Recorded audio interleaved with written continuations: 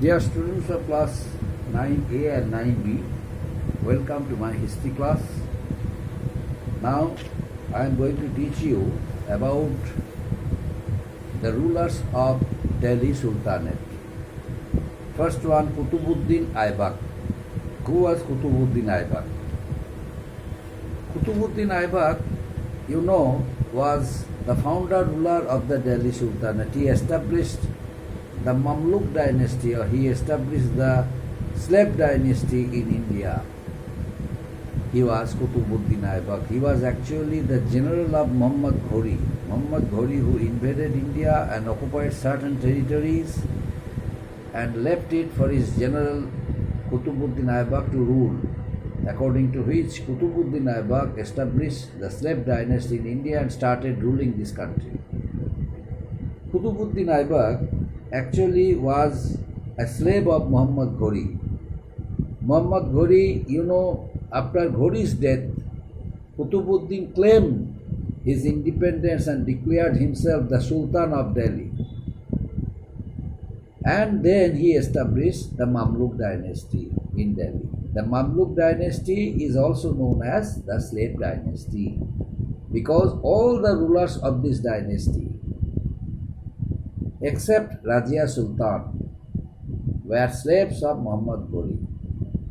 That's why this Mamluk dynasty was known as slave dynasty. Qutbuddin Aibak started his career as a slave under Muhammad Ghori. But he proved to be a loyal slave with an understanding of warfare. Soon after, he owned his freedom and rose to power rapidly through the ranks, becoming Ghori's most trusted man.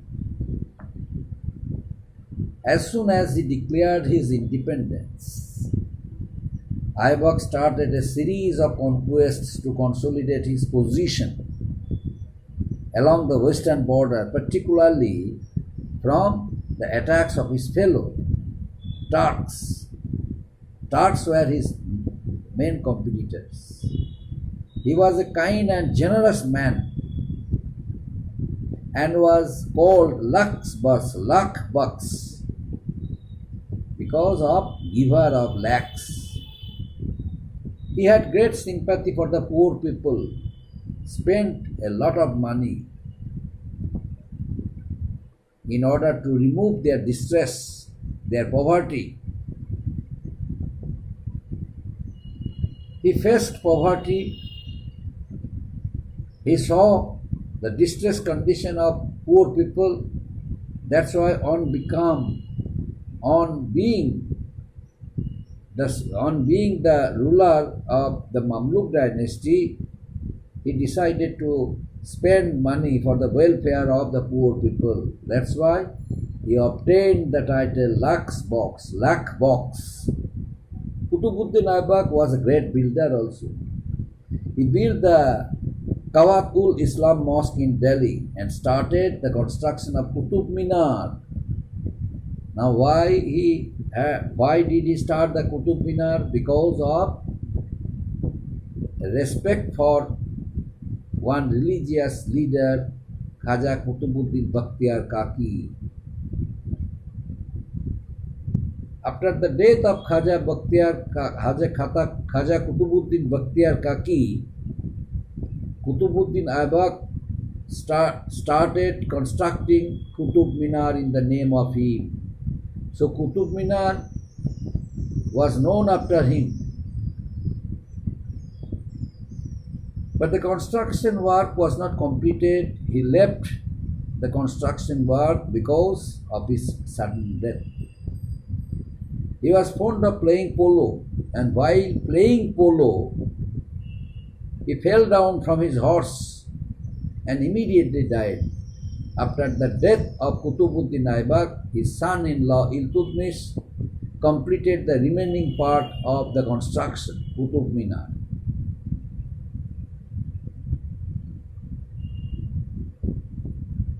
Iltutmish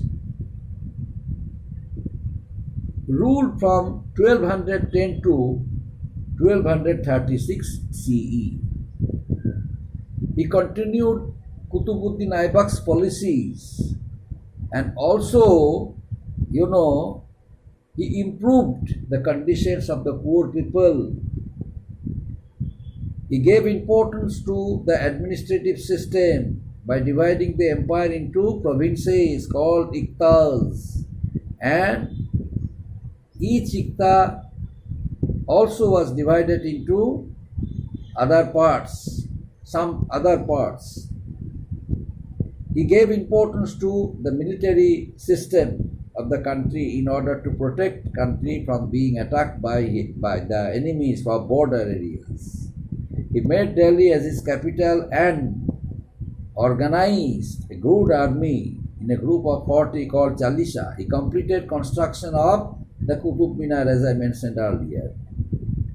In 1221 CE, the Delhi Sultanate faced a major threat from Mongols. Mongols were threatening a lot from the border areas. That's why Iltutmish was very much conscious about the Mongols so that they must not reach up the banks of the river Indus. That's why the reign under Iltutmish was very strong because he had chosen his daughter Rajia to take over the empire after him, because his sons were inefficient, they had no talent, they had no quality, no courage. They remained busy in enjoying entertainment works, recreative works. That's why he did not have any faith on his sons, but his daughter Rajia. That's why he named Rajia. He chose Rajia to be the next ruler of the Delhi Sultanate. He declared that all his sons put together would have less ability, who had less ability than his daughter. Unfortunately, his decision split the nobility and two factions, one that supported, Rajia, and the others who refused to be ruled by a woman. The nobles put Rukuddin Firoz Shah, one of Iltutmish's sons, on the throne. However, he proved to be an inefficient ruler and Rajia Sultana came to the throne ultimately. Now, I am going to discuss about Rajia Sultana. Rajia Sultana, from the very, very beginning, was determined that he would become the ruler of the Delhi Sultanate after her father's death.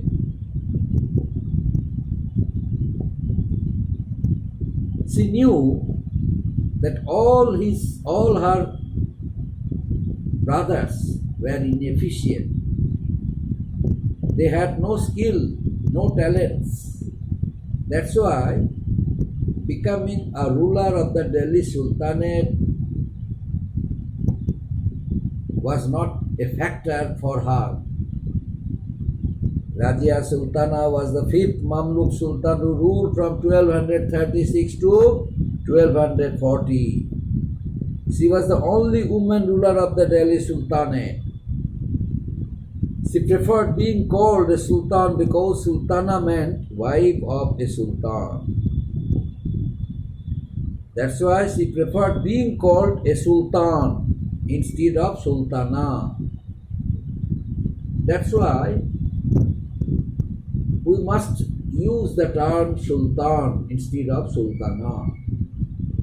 Since she herself liked the name, liked, his title Sultan instead of Sultana, so we must call her to be Sultan, Rajia Sultan. And always she dressed like, male ruler. and seemed to be male ruler, not female ruler, but male ruler. She led her army in war. She took action against corrupt nobles. However, she was killed by her own Turkish nobles and her brother Nasiruddin Mahmud, who was put on the throne later. He was completely ineffective as a ruler. Nasiruddin Mahmud, the son of Iltutmish and brother of Razia Sultan, was not an appropriate ruler or skillful ruler. He had no talent, but he was made the ruler after the death of Razia Sultan. But unfortunately, his ineffectiveness resulted in destruction. And right that moment, other nobles, amongst other nobles, Ghiyasuddin Tughlaq, Ghiyasuddin Balban came forward. Ghiyasuddin Balban was a very talented noble. He applied his presence of mind and realized that it was the right time, golden opportunity for him to be availed.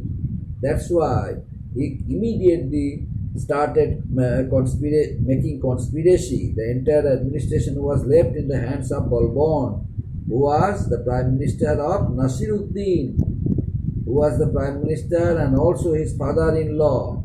Balban was the head of Chalisa or 40, a group of 40 Turkish nobles who had become very, very influential since the time of Iltutmish. That very person, Ghiyasuddin Balban, became the next ruler after Nasiruddin Mahmud. Balban made himself Sultan in the year 1266 CE after Nasiruddin's death. To establish his right to the throne, he used spies to keep himself informed and severely punish anybody who rebelled or prolonged or plotted against him. He introduced a good spy system, good network of spies, who always informed him from time to time that which group was plotting against him and which group of people was trying to start a rebellion in the country. After having received the information from the spies, he took drastic measures against them. He took stern action against them and taught them a very good lesson so that they must not make such an attempt further. And ultimately, he insisted that everyone bow before him and touch his feet, thus introducing a country culture or behavior to create a difference between the ruler and the ruled. This practice was called Sizda. It was introduced by Nasiruddin Balban. It was introduced by Ghiyasuddin Balban. Ghiyasuddin Balban introduced the concept of the divine right to rule by declaring himself as the God's shadow. He broke the power of the Turkish nobles by placing Afghans in key position in the administration, because he knew that there was a clash between the Afghans and the Turkish people. That's why in his administration a number of Afghans were appointed instead of Turkish nobles. He wanted to make pressure on the Turkish nobles. That's why Turkish nobles were replaced by the Afghans, and Afghans gained key position in the administration. He introduced blood and iron policy to control the rebels and the nobles. While Balban took strict measures to secure his position, he also did much to improve the lives of his subjects. The severity of his punishment helped to improve the status of the country, to improve the administrative steps of the country. and the law and order of the country. He also tackled the constant Mongol menace from the north and by constructing strong forts over there. He even managed to subjugate the unruly Mewatis of the Doab region. Unfortunately, Balban left no clear heir, and his sons proved to be incompetent, like Nasiruddin, one son of Iltutmish. So after 4 years of his confusion and chaos, following his death in the year 1287 CE, one of the Afghan nobles, Jalaluddin Khalji, seized power. One of his nobles, Jalaluddin Khalji, seized power, and he, seized power and brought the Turkish rule in India to an end. So Turkish rule came to an end, brought the Turkish rule in India to an end. Many Turkish people betrayed him. That's why he had no faith on them and started relying the Afghans. That was a great mistake he realized on the eve of his death. But ultimately, the advantage was taken by Jalaluddin Khilji, one of the most important and powerful nobles. And then he seized power and brought the Turkish rule in India to an end. Next day, I shall teach about the Kholji dynasty. Up to this, my dear students, thank you.